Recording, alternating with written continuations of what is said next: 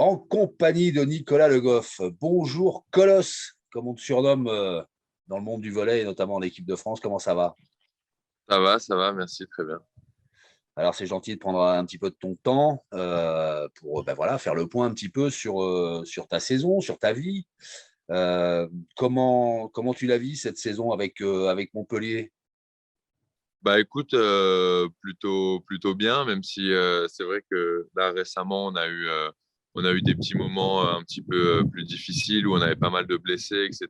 Donc ça a joué sur nos résultats. On a eu un peu des hauts et des bas, mais Ouais. sinon globalement ça se passe bien.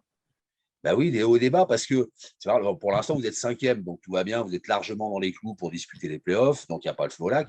Mais c'est vrai qu'après, quand on regarde dans le détail de certains de vos derniers résultats, vous battez Tours 3-2, qui est le leader, qui est l'espèce d'épouvantail cette saison-là.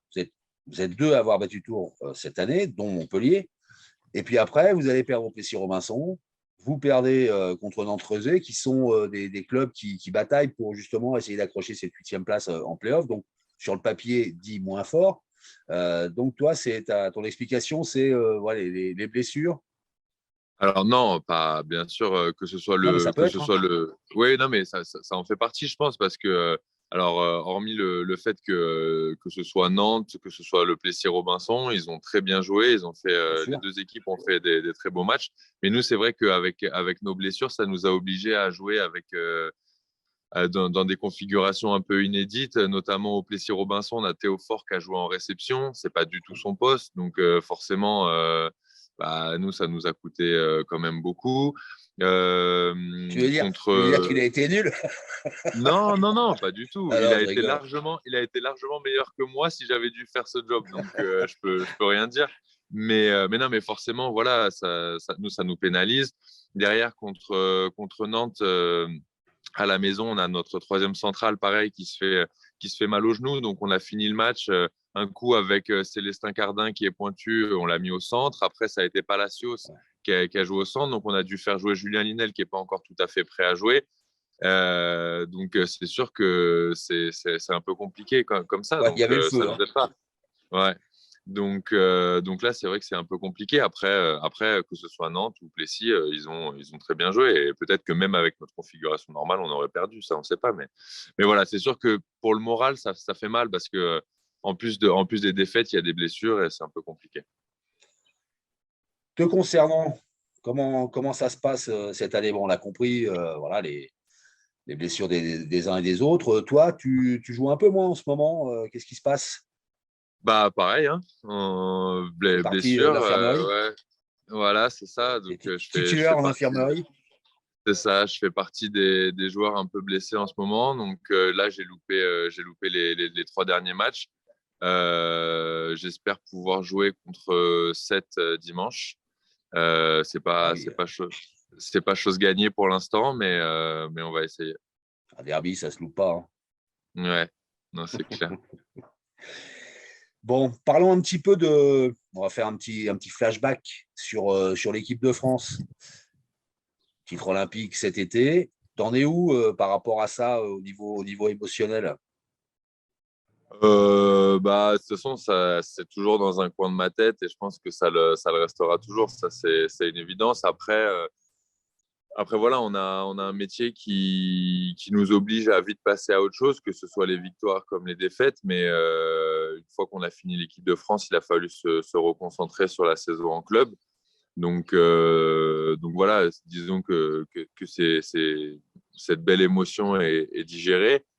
Après, elle reste en tête forcément. Et à chaque fois qu'on y pense, on a un petit sourire au coin des lèvres. Mais voilà, on se focalise sur les choses qui restent à venir.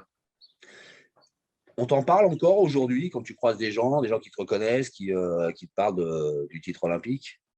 Bien sûr, bien sûr, bien sûr. Notamment dans les salles de volley, les gens continuent de nous féliciter, enfin, en tout cas, de me féliciter parce que c'est moi qui croise, mais continuent de nous féliciter encore. Et puis même, oui, ça m'arrive dans la rue, des gens qui nous ont suivis, etc.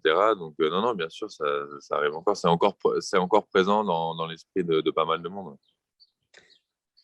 Là, pour revenir à l'international et à l'équipe de France, la transition avec Bernardo Rezende, alors, humainement, elle s'est bien passée, techniquement, elle s'est bien passée. Bon, il y a eu cette déception au championnat d'Europe pour tous, pour Bernardo Rezende, mais pour vous aussi, certainement. J'ai l'impression que ça vous a vachement affecté de manquer ce rendez-vous qui était le premier avec cette légende du volley.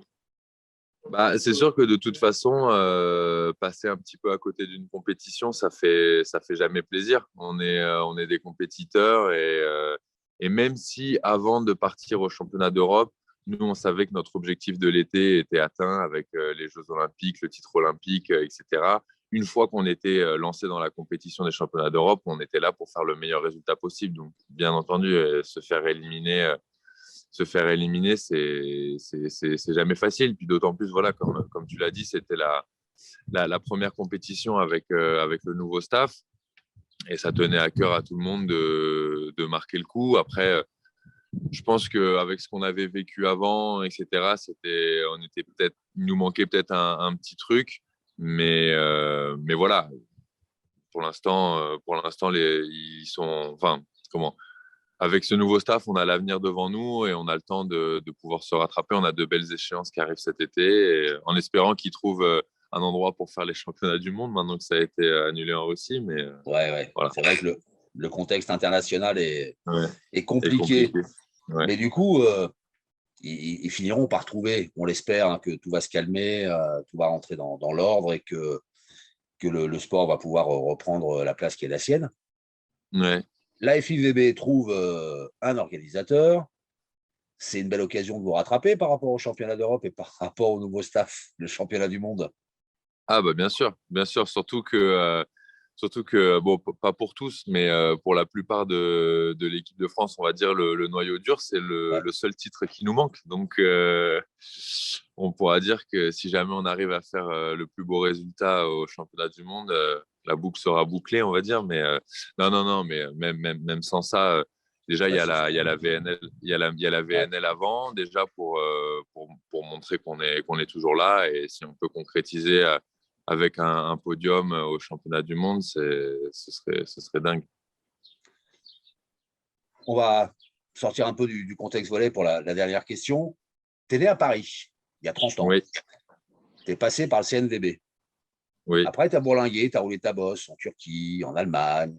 Puis te voilà de retour en France, à Montpellier, là où tu as vécu tes jeunes années, en étant, je le souligne, champion d'Europe des U19 quand même, ça faut le rappeler, parce que tu es double champion d'Europe, toi.